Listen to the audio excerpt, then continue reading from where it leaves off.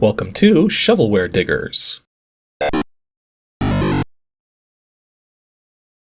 Our dig team is currently excavating the Softkey Shareware 2000 Hit Games 2CD collection. You can find a link in the video description listing the entire directory structure of this archive. Here's what our diggers have for week 251. For more information on how to join the dig team, simply follow the Patreon link in the video description. Now, without further ado, let's get to it. First up, we have a new digger, Softkey, who's dug up DOSGAMES /arcade/camp 6. Okay, let's see if I remember how to actually do this. Help. It doesn't help when there's 38 files.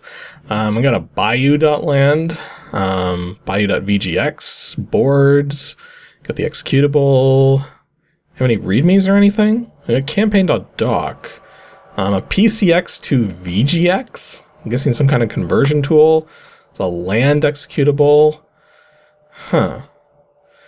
Yeah, there's a lot here, but the only thing that looks like documentation doesn't look like documentation. I don't know. Let's do campaign.doc.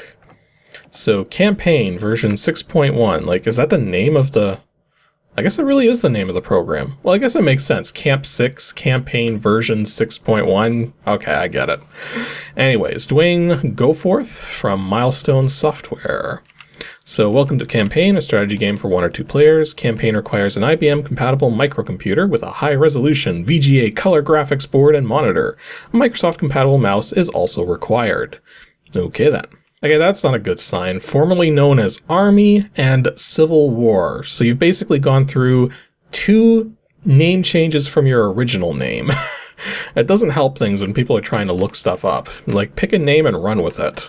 Okay, so Campaign has 2 opposing armies, the West Blue Army and the East Red/Gray Army. When the dice are presented on the left side of the screen, it's the West Blue's turn. When the dice are on the right side of the screen, it's the East Red's turn. Okay. Each player begins with playing pieces consisting of infantry, cavalry, and cannons, commanded by 1 or more captains on a board of over 1,000 locations containing forests, roads, rivers, walls, bridges, and lakes. Few mines may be placed randomly on the field. If you're lucky, you may receive reinforcements during the game. This almost sounds like it's going to be like Risk, but not? I don't know.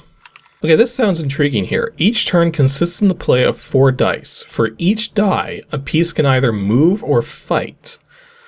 And it's saying a little later here, it's pretty much that simple. Either move or fight for 4 pieces per turn. Now the question is, do you actually roll the dice first, or do you roll it per move or fight you intend to do? And apparently the author doesn't have a set registration cost. It's saying here that the registration of $15 to $25 US, depending on your enjoyment/poverty coefficient. Okay, so basically send him however much money you think it's worth, but make sure it's between those 2 values.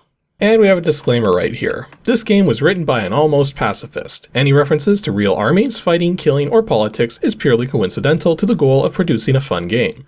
This game is for humans. Respect your opponent, and then blow them up.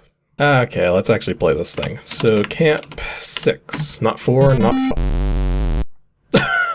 Okay, I think I wasn't expecting literally blowing armies up, but, well, the particles don't lie. Also, I'm not sure exactly which video mode this is. Like, this I think this is 640 by 480? Like, it's giving me 640 by 350 vibes, but the color palette has clearly been altered. And some of the text is also a little shrunken for 640 by 350. Interesting. Okay, so we've got our main screen here. We can... Oh, that's dangerous. You can permanently delete boards from in here. Even though editing and running the landscape design. Or I guess landscape design is a separate program. Okay, so choose board and play the game. So choose a board file. Let's do some roads. So blue captain's name, that'll be me. And then red captain will be the computer. We don't need to toggle computer opponent. Toggle first player. Let's make it random. So random mines enabled, random raft locations disabled, reinforcements disabled, grave markers disabled, wall and bridge effects. Okay, so just a bunch of settings there. Enter, play game. This is the demonstration version of Campaign 6.1. The only board you as a human can play is campdemo.board using campdemo.oh. Okay then. So I guess it automatically put me onto that board then. Or... oh wait, it's right, the computer gets to move 4 times first, and then it's my turn. Okay, so the dice are rolled for... oh wow, those are... oh, it's actually... oh, interesting. If you pick a board that you can't play, you watch the computer play itself. Huh. So I don't even have to do anything. I could just sit back and watch the computer attempt to defeat itself. Well, this gives us an idea of how it's going to play better than I probably could. Because it looks to be a strategy game, and I am not good at strategy games, but apparently that cannon didn't have much of a chance there. Although that is interesting that it is setting up the armies differently. Like, that's one of the things that happens with a lot of tabletop games, is that usually whenever you're setting up like a particular skirmish in a tabletop game, usually the roles are not equivalent. Usually someone's got some kind of advantage over the opponent to some degree. Because oftentimes you're playing through like a campaign, right? And in the course of a campaign, depending on how things are going, is going to depend on who gets what pieces and how they're going to be arranged and stuff.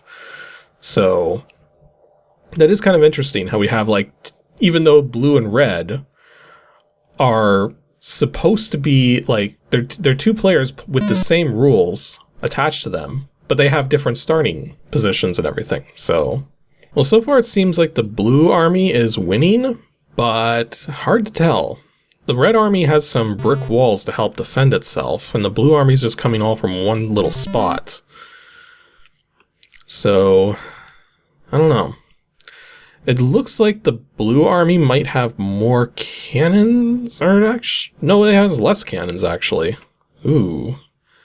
So advantage to the red. So one thing I'm noticing here is that this game actually plays kind of slowly.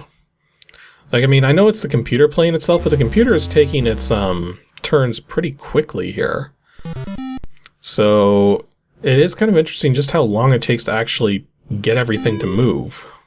Which doesn't surprise me, but because you look at the number of units. Like, I'm thinking to old tabletop strategy games where the number of units is usually not in the 50s. Like, usually you'll have like you'll have your that's one of the things that happens with the tabletop games. Usually you combine similar units into one single piece because then you're forming like a regiment or something. But here, each individual unit is its own thing, and that's going to slow down the process of this considerably. So I'm not 100% certain, but it looks like the blue player managed to take out the red player's captain. Because I think the captain is that one particular character on the blue player side that isn't riding a horse, but also isn't a cannon. I'm just guessing, though. But it's the only one in the group, so it seems to make the most sense that it'd be the captain. But the captain looks very dead on the red side. So, I guess the question is now how that factors into things, or if it factors into things. Because I remember reading something about the captain in the instructions, but... So I am noticing too that it's actually showing the actual range that your units can move when you select them based on the die rolls that you get. So that's kind of interesting. And it's also illuminating that it's like square based in terms of motion, which there's a reason why a lot of strategy games use hexagons instead of squares. And it's because if your movement is based solely on the number of squares moved, then diagonals become extraordinarily powerful because a diagonal is almost worth like 1.4 of the actual movement rate, right? So I think we get a general idea of what's going on here. Can I actually quit this? Quit game, yes. Enter file name or hit escape. Okay, so it automatically saves when you try to quit. Let's just take a quick look at a couple other boards. Choose a board, because I'm not going to be able to play any of them except for the demo one here. But let's see. There's some islands. So let's do Island 2. So this one looks hectic. Oh wow. So the blue player's at a distinct disadvantage here because the blue player's completely surrounded. And of course I got interrupted by a train, so naturally everything looks a lot more progressed here in terms of the battle. But yeah, the blue player's all surrounded by the red player. The red player's got 4 bases instead of 2, but each of those individual bases is not as well defended. And then what's another one we got here? Let's say choose board. Let's say the, let's check out the Bayou. Okay, so this is a more evened out board here. In fact, this actually looks, okay, it's not perfectly symmetrical, but the quantity of units looks to be very similar, if not identical. But the layout is not perfectly symmetrical, so it's close. It's close to being even.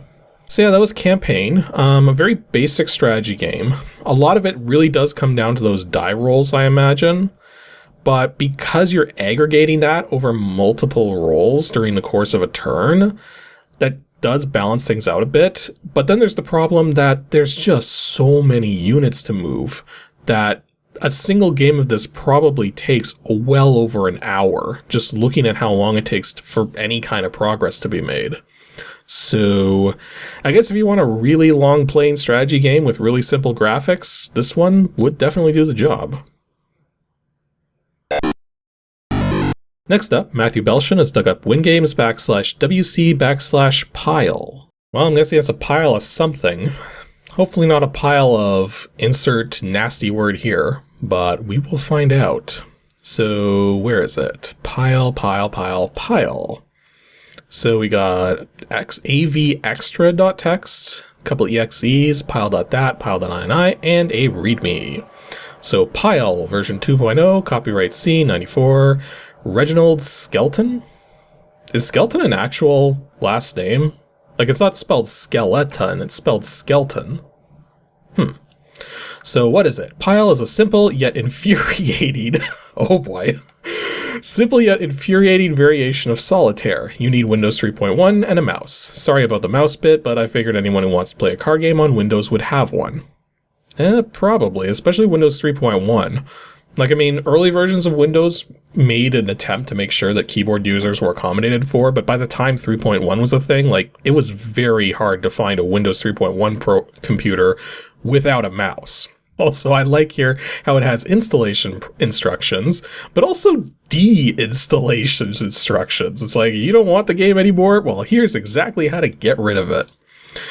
Anyways, so rules. Arrange all the cards into 13 piles of 4 so that each pile only has cards of the same value. You can move a card to an empty pile. You can move a card to a pile with less than 4 cards on it if the top card of the destination pile has the same value as the card you want to move. Okay. This sounds a lot... Oh, wait a minute. 13 piles of 4 so that each pile only has cards of the same value. Okay, so we're essentially, instead of like 4 cards of the same suit, it's 4 piles of the same suit, it's 13 piles of the same value, card value. You can move a card to an empty pile. Okay. You can move a card to a pile with less than 4 cards on it if the top card of the destination pile has the same... Okay, so this seems really simple, so why is this going to be infuriating? And we have yet another game, which is like... sort of freeware or shareware, but sort of not. The guy's saying, if you just want to get rid of that mildly irritating final screen, then by all means, send some money. Say about $5. Okay then. So, let's actually play this. I'm guessing it has to do with this executable right here, because he says he sends instructions on how to add your branding in a sense, so we will run the actual game. Error reading scores. Well, that's kind of to be expected. I haven't played it yet. Anyways, name. Let me put it in correctly. Okay. So we have a fairly large grid here. No maximize button, which is good. If you don't need it to maximize, don't have a maximize button. Okay, get it nice and centered. I don't like that the background is white, because usually with a card game like this, you want the background to sort of appear like a sort of felt color, like a green or a red. But white kind of makes everything blend together. And it does look to be using the standard cards as well. So we can view the top 10, we can purge the top 10. I like the kind of nomenclature going on here, because it's like not common for games. Usually you see more computerized nomenclature. So we can deal, we can shuffle, start again. Okay. So we've got our 13 piles. So I'm guessing that we can add cards to a pile so long as it's the same thing on top. Okay, I'm definitely forgetting something simple. Card can be moved to a pile that is empty. Fair. Card can be moved to a pile with less than 4 cards on it if the top card is the same value. Okay. Piles may have up to 4 cards. Drag cards with the mouse to move then. But hang on. All 13 piles already have 4 cards on it. Okay, so something the game doesn't tell you is that you actually have 15 piles. But you're trying to arrange things into 13 piles. So that was the kind of the point I was missing here. So let's actually let's try this again. And let's actually try to play it for real now. So let's see if we've got any piles that already... Okay, this pile right here already has 2 10s in it, so that would be a good starting point. But I would have to find a way to dig out the other 10s. Oh, we actually got one right here. So if I move the 2 and the 5 off here, then I can move this 10 over here. And then if we can get that 10 unburied from there, we'd be good, but that might be a little tricky. We can move the ace here for temporarily, but we can also get these 5s moved. We actually have 3 of the 8s exposed, so if I could get rid of, if I could get a pile opened up somewhere, or just get rid of that 5 in there, that would be good. Yeah, if we go like this... There we go, we already cleared 2 piles. We're really going now. Although, ooh. Okay, that's something I didn't know either. Once you actually complete a pile, it gets flipped over and is out of play. Ooh. Like, I mean, I doubt I would ever want to pull cards from a completed pile anyways, but... something very important to keep in mind for sure. I think one thing I can do is I can get this 2 moved off of there. That frees up a 7 spot there. If we move the 4, and then, oh, these 7s both have 9s under them. And it was kind of, complicates things a little. Because I need to get to that queen, and I also need to get this 3 off somehow. Let's see here for a second. If we move this 7 and get the 9 off, we get access to another 2. That lets us move this queen up here. And now we can pile these 3s up. That gives us access to the final ace we need, but we have no easy way of moving that. Not yet anyways. Because we can move an ace back and forth, but that doesn't help us get to that last 7. Although we can complete the 3s there. And then we can temporarily move that 9 away, get the 10 squared away, and now we have a clear pile. So the question is, what do we want to put on the clear pile? I think one thing we can do is we can put the aces up here. And then temporarily move this 7 out of the way. Now we've got the aces squared away. So we're doing okay so far. So if I move these kings away, and then to move this jack over here, then move the 6 over here and the 4 like that, that frees up enough that I can put these square away these 9s, and then move the kings, and then move the jacks. Do I have this? I think I've won this. Because then I move these 4s like this, and the 6. You got first place. Oh, it's moved. Oh. Interesting. So it's actually scoring on a couple ways. So we've got time-based. Well, I guess it doesn't matter here. So you can count it by which game number, least time, or least moves. Interesting. Okay, so that was Pyle. That was actually kind of an interesting solitaire game. The rules could use a little better explaining because it doesn't really tell you that you have 15 piles. It only mentions 13 piles, and then that's kind of confusing, like where are you supposed to put your cards if you don't have extra places to put them. And also it would be nice if the background was more of a felt color instead of pure white, but the game itself is pretty solid for a solitaire game. And we're ending with a team dig today from Joseph Adams and Felicia Gladson. WINGAMES /puzzle2 /Mancala. For some reason I have a funny feeling this is going to be a rather simple game, but we shall see. Mancala? Mancala? Mancala? I don't know. I am bad at pronouncing things. At least it comes with a help file, but all it says is contents. And then a bunch of these. Well, anyways, about. Mancala, Game of Africa, version beta by Gary Collins, who's on CompuServe. And we also get a quote. A fool is one who will not give up that which he cannot keep for that which he cannot loose? What? Okay, so object of the game. Two players compete against each other trying to accumulate as many stones as possible before one of the players clears his/her side of all stones. Okay, so this is a two-player game. So the first player picks up all the stones in any of his/her 6 bins. He/she then starts to sow them by placing one stone in each bin to the right or left, clockwise or counterclockwise, around the board, including his/her own Mancala, or Manchala, or Mancala. I don't know how to pronounce this word. Okay, the C is a K sound, so Mancala. Okay, so yeah, I just looked it up because it was bugging me because it's so many ways you could pronounce that. But it's Mancala, so that's the way we're going. So player 1's Mancala is to the first bin on the left, and player 2's Mancala is the last bin on the right. Okay. The player places the last stone in his/her own Mancala. He/she gets another turn. The last stone is placed in an empty bin on his/her side of the board. He/she captures all the stones in his/her opponent's bin directly across from that bin. All captured stones plus the capturing stone gets placed in his/her Mancala. Once the player touches the stones, he/she must play them. Okay, so let's see how this actually plays. So we have a maximize button. Does it maximize? Actually it does, but it looks very stretched. I have a funny feeling this was designed.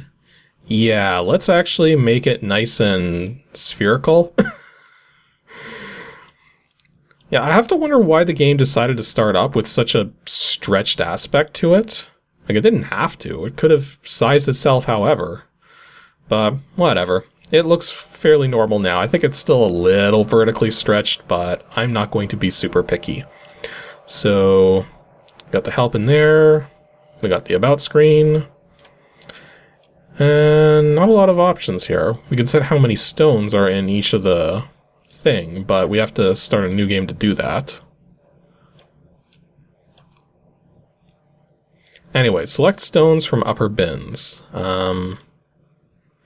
Click a direction by clicking arrow on bin to left or right. Oh. Okay. And this does look like there isn't a... Yeah, it doesn't look like there's a computer opponent you can use. So if I say this like that then... Interesting. So the stones are all identical. And the trick is that... Wait. The game ends when one of the player runs out of stones in his/her bins. When this happens, the other player gets to place any stones remaining in his/her bins into his/her Mancala. The winning player is the one with the most stones. Yeah, when you pick up a set of stones to play, you either spread all those stones across in one motion or spread them all across in the other motion. And because I managed to get one to stay in here, I get another turn or something like that. Like if I go like that. No, I think it's more complicated than that. And then the other trick is that a player is only able to select stones from their side of the board. So player 2 here, who's blue, can only select stones from the blue bins. So like, I mean, if I take this one and move it... Like, wait, what? I'm confused. There's... Like, I've read the rules now, like... Yeah, he starts to sow them by placing one stone in each bin around the board, including... The player places the last stone... This isn't explaining enough of what's going on for me to understand, like, what the strategy or logic is. Because, like, I mean, I took a stone here, tried to move it this way, and then suddenly a whole bunch of stones went into here from over here? Why?